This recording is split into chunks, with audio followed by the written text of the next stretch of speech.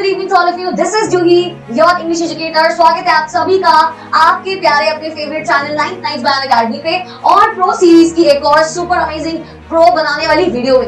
आज की इस वीडियो में हम लोग इंग्लिश में हमारी जो कावेरी बुक है उसकी एक बहुत ही प्यारी सी poem I can not remember my mother by Rabindranath Tagore, इसको हम लोग रिवाइज करने वाले हैं। एंड आई एम श्योर आप सब तो समझ चुके हो कि प्रो सीरीज का मतलब है रैपिड रिवीजन सीरीज, जहां पे हम लोग 10 से 15 मिनट में पूरा चैप्टर पूरा पोएम रिवाइज कर लेते हैं।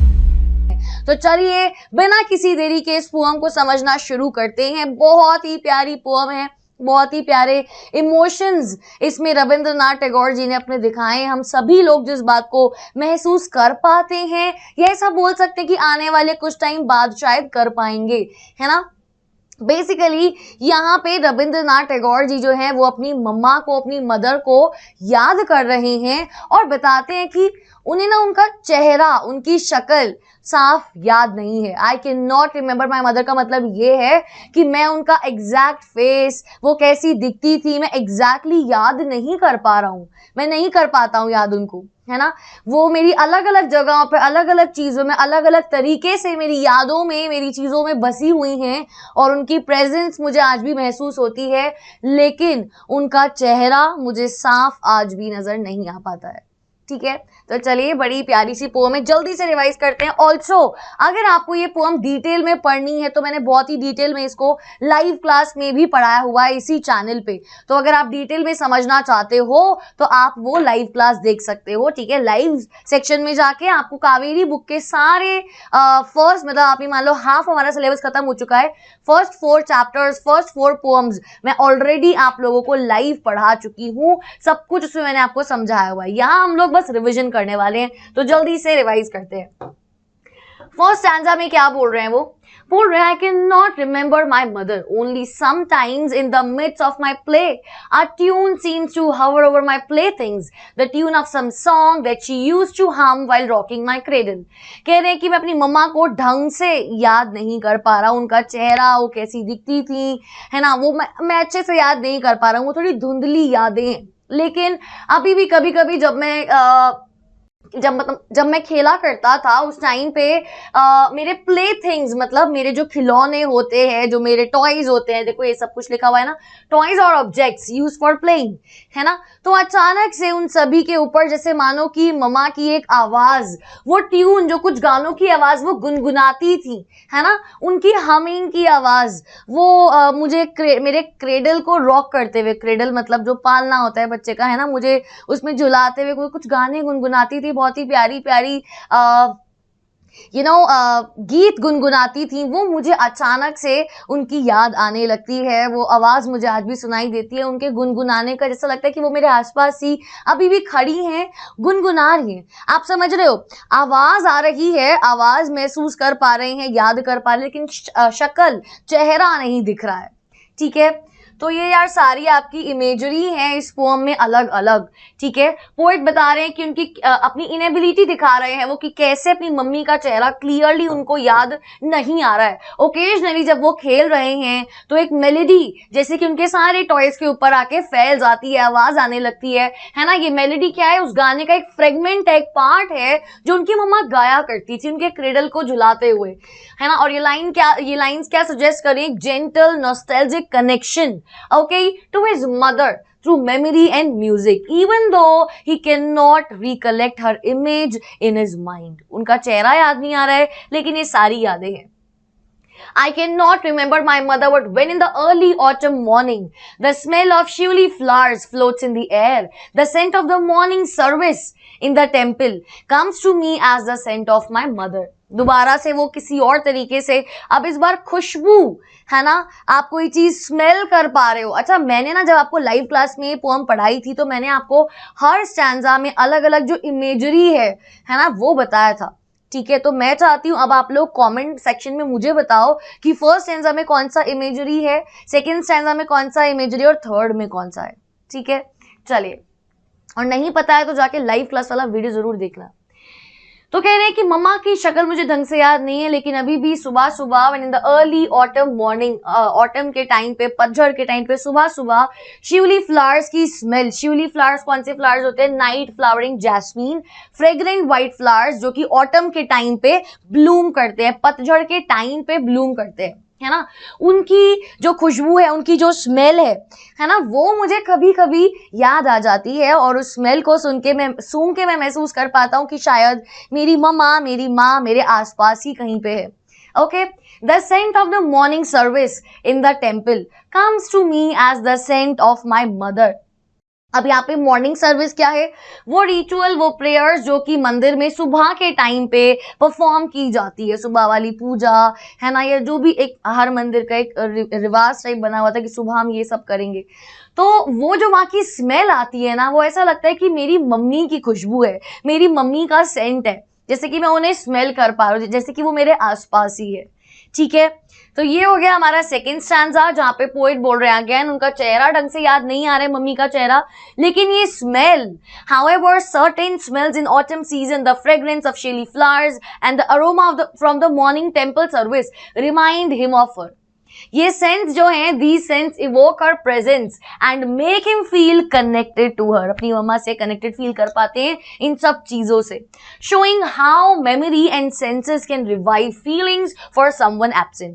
कैसे कुछ मेमोरीज है ना और सेंसेस, कोई ऐसा इंसान, कोई ऐसी चीज जो हमारे आसपास है भी नहीं, हम फिर भी उनको याद कर पाते हैं, उसकी मदद से ऐसा फील कर पाते हैं कि हाँ वो यहीं कहीं है। ऐसा होता है, आप लोगों ने भी महसूस किया होगा, कोई एक स्पेसिफिक परफ्यूम, कोई खुशबू, है ना, जो आपका कोई दोस्त, कोई जानने वाला, रिलेटिव या फैमिली मेंबर कोई फ्रीक्वेंटली यूज करते थे और अब वो इस दुनिया में नहीं है ना। तो जैसे ही आप किसी कहीं पे वो स्मेल कर पाते हो, वो सेम फ्रेग्रेंस स्मेल करते हो, तो आपको फील होता है कि यार ये तो उस इंसान की खुशबू लग रही है ना, क्योंकि हम यूज्ड टू हो जाते हैं बहुत सारी चीजों से। ओके, तो सेकेंड स्टैंजा भी हमारा बहुत ही प्यारा था। थर्ड स्टैंजा में क्या बोल रहे हैं? I can not remember my mother only when from my bedroom window I send my eyes into the blue of the distant sky I feel that the stillness of my mother's gaze on my face has spread all over the sky. दोबारा से बोल रहे हैं कि उनका चेहरा तो याद नहीं आता है, लेकिन कभी कभी जो मेरा बेडरूम है उसमें जो विंडो लगी हुई है, वहां से जब मैं बाहर खुले आसमान की तरफ देखता हूं, तो कभी कभी ऐसा लगता है जैसे मानो मम्मी जो है, मम्मी का चेहरा याद नहीं आ रहा है, बट ऐसा लग रहा है कि मेरी माँ, मेरी मम्मा मुझे वहां से देख रही हैं, उनकी नजरें मुझ पे ही टिकी हुई हैं, है ना। I feel that the stillness of my mother's gaze on my face has spread all over the sky. बहुत ही ज्यादा प्यारी लाइंस है और जिन भी लोगों ने कभी भी अपने किसी लव्ड वन को खोया है, वो इसको ज्यादा बेहतर समझ पाएंगे, रिलेट कर पाएंगे कि कैसा लगता है एक बहुत ही खास इंसान का अपने जिंदगी से चले जाने के बाद। ठीक है, चलिए। The poet cannot clearly recall his mother, but when he looks at the vast, calm blue sky from his window, he senses her presence. He imagines that the quiet and peaceful gaze of his mother has filled the entire sky. अब दोबारा से वही बात लिखी हुई है जो हमने स्टैंजा में पढ़ी कि भाई उनका चेहरा ढंग से याद नहीं आ रहा है ना, लेकिन जब वो बाहर एकदम काम स्काई, एकदम शांत आसमान की तरफ देखते हैं, इतना बड़ा विशाल आसमान विंडो से देखते हैं, वो तो अपनी मम्मी की प्रेजेंस को महसूस कर पाते हैं, इमेजिन कर पाते हैं कि एक बहुत ही क्वाइट और पीसफुल गेज है उनकी मम्मा का जो उनको देख रहा है ना। This shows how the poet connects memories of his mother with nature, finding comfort and her silent presence in the sky. कैसे नेचर से कंफर्ट ढूंढने से और आसमान में उनका साइलेंट प्रेजेंस से हमारे जो पोएट हैं, he is able to feel the presence of his mom, अपनी मेमोरीज उनसे कनेक्ट कर पा रहे हैं, मेमोरी से कनेक्ट कर पा रहे हैं। अब सबसे पहले देखो इस पोएम में रीफ्रेन है। रीफ्रेन क्या होता है भाई? जब एक लाइन हर स्टैंजा में आपको दिख रही है ना, जो बार बार आ रही है, उसके नाम में री आ रहा है। ठीक है, सो रीफ्रेन यहाँ पे रिपीट हुआ है रेगुलर इंटरवल्स में। इस पोएम में आपने देखा हर स्टैंजा की फर्स्ट लाइन यही थी। इमेजरी है, मैंने आपको बता दिया इस पोएम में 3 तरह की इमेजरी यूज हुई है। एक मैं आपकी हेल्प कर देती हूँ, है ना, एक है विजुअल इमेजरी, बाकी की दोनों मुझे आपसे जाननी है। ओके, मेटाफर है, पोएट ने अपनी मम्मा के प्रेजेंस को कंपेयर किया नेचुरल एलिमेंट से, स्मेल से, स्काई से, है ना, शोइंग हर love lives beyond memory. Symbolism है, कुछ ऑब्जेक्ट्स को सिंबलाइज भी किया गया है, उनकी ममा मतलब कुछ ऑब्जेक्ट्स के हेल्प से उनकी मदर के लव और प्रेजेंस को सिंबलाइज किया गया, जैसे कि शिवली फ्लावर्स का फ्रेग्रेंस, ब्लू स्काई का स्टिलनेस, जो मॉर्निंग सर्विस की जो खुशबू आती है मंदिर से, वो सब कुछ सिंबलाइज करे उनकी मम्मी का प्यार, उनकी प्रेजेंस। ओके, चलिए थीम की अगर हम लोग बात करें तो हमने पोएम में क्लियरली देखा memory and loss. Central theme क्या है इस पोएम का कि मेमोरी कैसे काम करती है, स्पेशली चाइल्डहुड मेमोरी। एक बच्चे ने बचपन में ही जब अपनी माँ को खो दिया, वो यादें कैसे वर्क करती हैं, उस बच्चे को कैसे उनकी याद आती है, सब कुछ याद आ रहा है, बस शक्ल याद नहीं आ रही है ना, उनको याद ही नहीं है कि उनकी मदर दिखती कैसी थी exactly. The child cannot consciously remember his mother's physical appearance, yet her presence lives on through unconscious sensory memories. This shows that loss does not erase love. किसी चीज को, किसी इंसान को खो देने का मतलब ये नहीं है कि प्यार खत्म हो गया, वो अटैचमेंट खत्म हो गया, है ना। It transforms how we remember.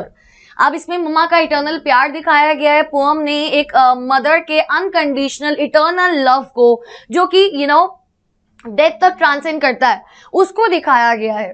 Even though the mother is no longer physically present, mummy इस दुनिया में अब है भी नहीं, फिर भी वो अपने बच्चे को, अपने बेटे को कहीं ना कहीं अपनी प्रेजेंस फील करवा पा रही हैं। ऐसा लग रहा है स्काई से वो उन्हीं को देख रही हैं। Okay, the poem suggest mother love is immortal and omnipresent, हर जगह मौजूद है माँ का प्यार।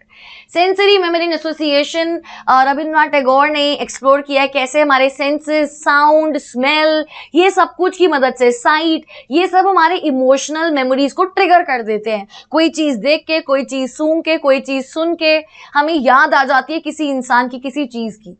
These sensory experiences become pathways to connect with the past and with loved ones who are no longer with us. और यही sensory connections जो हैं, अब जो लोग हमारे साथ नहीं है, हम उनको याद कर पाते हैं इनकी मदद से। आपने देखा होगा यार, किसी के जाने के बाद हम उनके फोटोज, उनके कुछ कपड़े, कुछ भी याद की चीजें संभाल के रखते हैं, है ना, कि ये मुझे उन्होंने दिया था या फिर ये उनका है, और अब वो नहीं है दुनिया में, तो बस एक वही चीज है जिसको देख के हम उन्हें याद कर पाते हैं। Memory is not just visual, it's multi-sensory. Nature और मेटर्नल प्रेजेंस के बीच में कनेक्शन दिखाया गया है बहुत ही प्यारे तरीके से। फ्लावर, स्काई, मॉर्निंग जैसे नेचुरल एलिमेंट्स को मम्मी के प्यार से, मदर के प्रेजेंस से लिंक किया गया है। ओके, इनोसेंस ऑफ चाइल्डहुड दिखाया गया है। Poem is narrated from a child's perspective, ये पोएम को एक बच्चे के नजरिए से नरेट किया है रविंद्रनाथ टैगोर जी ने। Capturing the innocent pure way children process grief and loss, किस तरीके से एक छोटा बच्चा लॉस को, ग्रीफ को प्रोसेस कर पाता है, ये दिखाया गया हमें इसके अंदर। The child's inability to form concrete memories but strong emotional connections shows childhood's unique way of experiencing and preserving love. एक बच्चा अपनी माँ का चेहरा याद नहीं कर पा रहा है, लेकिन उसे अच्छे से याद है उनकी खुशबू कैसी थी, फ्लावर्स को स्मेल करके उन्हें याद कर पा रहे हैं, है ना, और मल्टीपल चीजों से, मल्टी सेंसरी एलिमेंट्स का यूज करके अपनी मम्मा को याद कर पा रहा है एक छोटा बच्चा, लेकिन चेहरा याद नहीं आ रहा है। तो बच्चे के इनोसेंस को भी दिखाया गया है। Spirituality and divine connection, of course ये जो टेंपल सर्विस का रेफरेंस दिया गया, मॉर्निंग प्रेयर्स, ये स्काई है ना, कि वहां पे मम्मी की जैसे परछाई मुझे दिख रही है, वो मुझे देख रही है लगातार, ये सब कुछ सजेस्ट करता है एक स्पिरिचुअल डायमेंशन भी। The mother's presence is elevated to something divine and sacred, watching over the child like a protective deity from the heavens. Okay, music और साउंड की पावर भी दिखाई गई है और लॉन्गिंग और नॉस्टैल्जिया के बारे में भी हमें इस पोएम में दिखाया गया है। ओके जी, दैट्स इट। ये पोएम यहाँ पे खत्म होती है और डिटेल में पढ़ने के लिए आप लाइव क्लास देख लेना बच्चा, ये रिवीजन सीरीज है।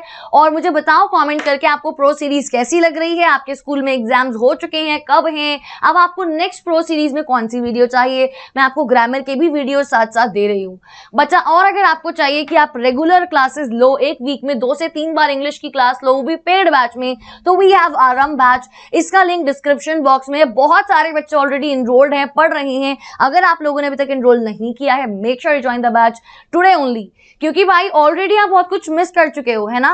मैं नहीं चाहती कि आगे आप कुछ और मिस करें, तो आरम बैच में आ जाओ जल्दी से। अगर डिस्काउंट चाहिए तो आप लगा सकते हैं मेरा कोड JS50। ओके, चलिए मुझे बहुत ही अच्छा लगा ये पोम को मैं जब भी पढ़ती हूँ, पढ़ाती हूँ, डिस्कस करती हूँ तो एक अलग सी फीलिंग होती है, गूज़बम्स आ जाते हैं, है ना। एंड आई एम श्योर आप लोगों को भी सुन के ऐसा ही महसूस हुआ होगा।